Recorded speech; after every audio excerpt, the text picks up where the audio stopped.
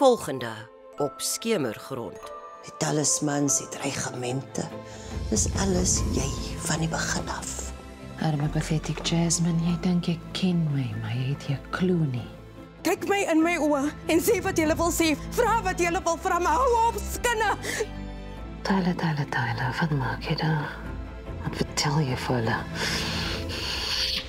Ek voel ek het albei ouers verloor toe sy sneller getrek het.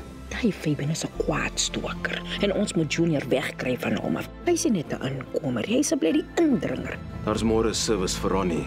Ek wil hê Hazel moet goodbye vir haar man kan sê met die knowledge dat niks hiervan haar fault is nie. Hazel deserve om die truth te weet.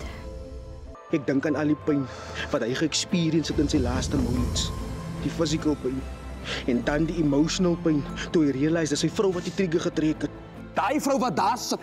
Hazel Marman, sy het hom hier so gesit. Jy het hom hier. Hailey, wat het jy gedoen? Ek weet net hy wil huis toe kom. Hy moet ja, want daai invloede van buite af is nie goed vir hom nie, Hazel, en ook nie vir julle nie. Sien jy die kappies gevat? Of course, het ek al die koppies gevat. Wat was jou intention? Gee al die koppies vir Hazel en dan wat? Asseblief, Junior. My kind, antwoord.